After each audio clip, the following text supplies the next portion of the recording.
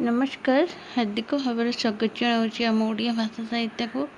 तो आज आम आलोचना करवा +3 first semester Odia honours +3 first semester Odia honours जो कोर पेपर 1 ने यूनिट 1 और यूनिट 2 आम कंप्लीट हो सारी जो मैंने भी देखी ना जैकि प्लेलिस्ट अच्छी देखिपारे।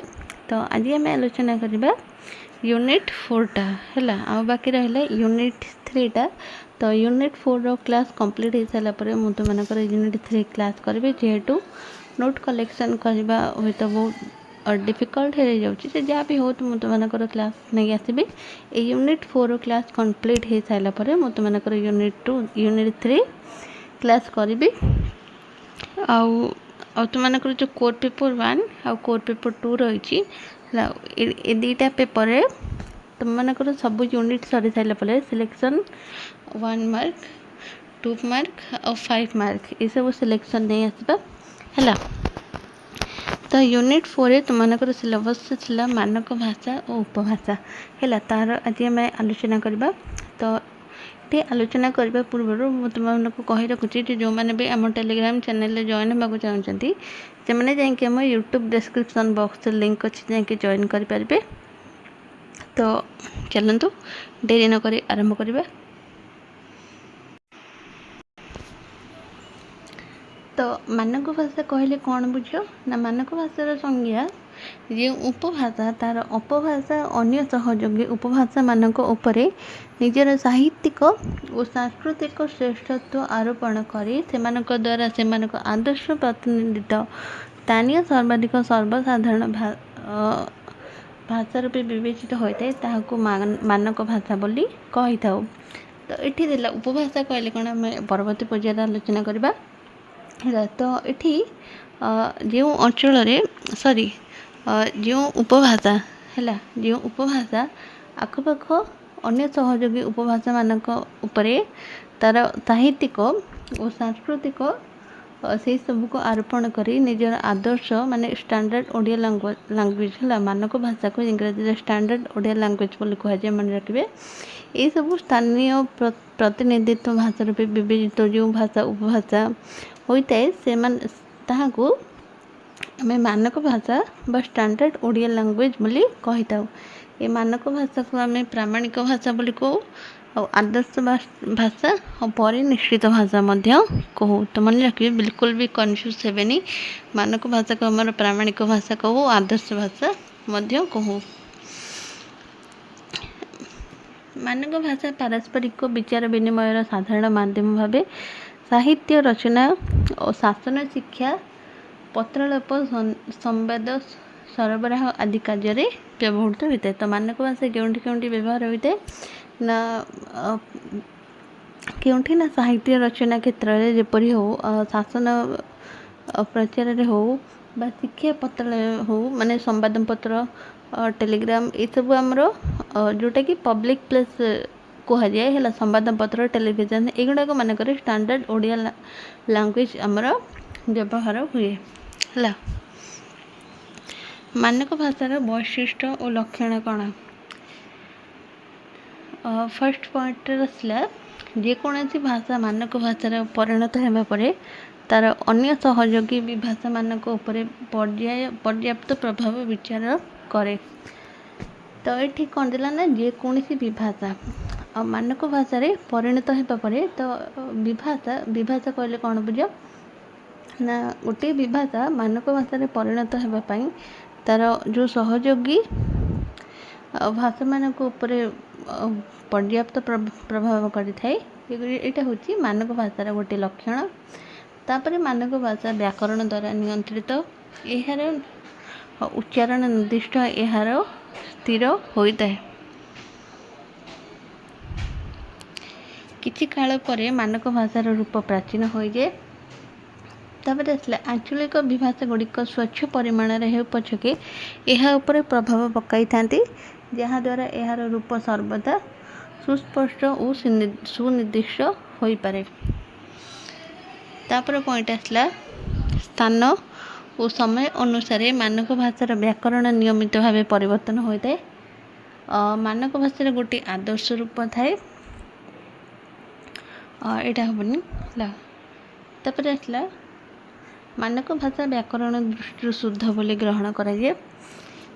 शिक्षा साहित्य प्रशासन इत्यादि क्षेत्र में यार व्यवहार कराए। यहाँ मोस्ट इम्पोर्टाट पॉइंट मानक भाषा क्योंठार व्यवहार कराए जेपरिक पब्लिक प्लेस रे हो संवादपत्र फीचर जो जो सब आमर पब्लिक गुड़ाक बाहर से गुड़ाक मानक भाषा व्यवहार कराए।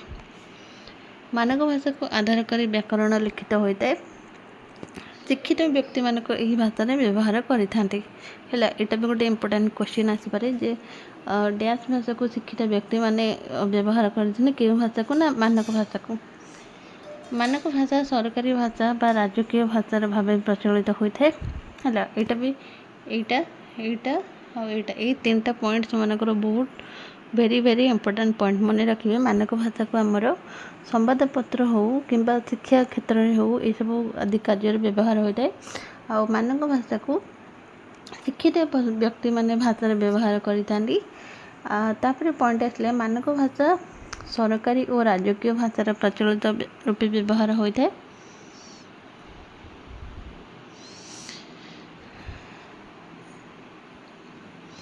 इटा टिके तुम मानकर ब्लर हो जाए एडजस्ट करके पढ़ीदेवा। मुझे तुमको कहूँ बस खाली टे शुण है। मानक भाषा को इंग्राजी रे कोइन लैंग्वेज बोली कह जाए। ये जो स्पेलिंगटा टिके अच्छे लिखिदेव।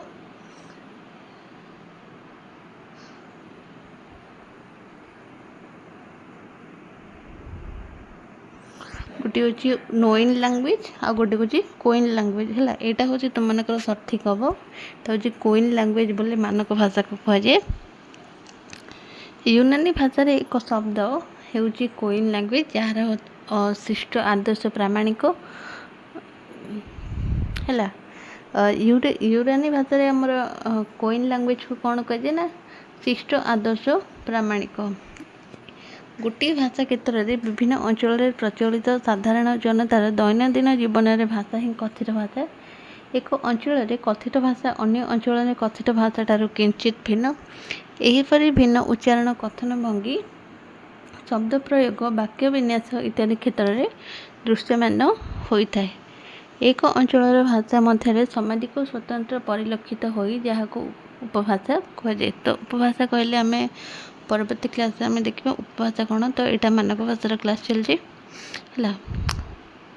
यही उपभाषा क्षेत्र में भिन्न भिन्न अंचल भाषा मध्य पार्थक्य परिलक्षित हेले समग्र क्षेत्र में आदिवासी मानक एक साधारण बोधगम्य भाषा स्थिति को अस्वीकार करा जाइछे। तो एपरी भाषा को साधारणतः मानक भाषा बा स्टैंडर्ड ओडिया लैंग्वेज बोली कहा जाए।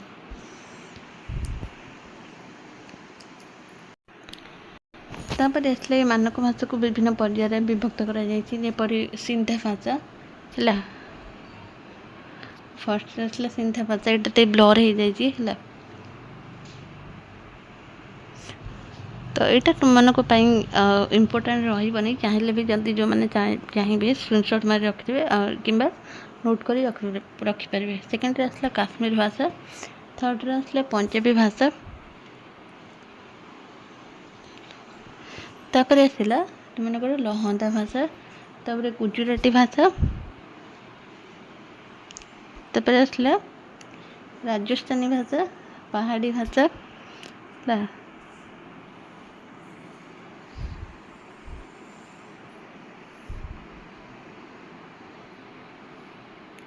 तापर आसला पूर्वी हिंदी भाषा पश्चिम हिंदी भाषा।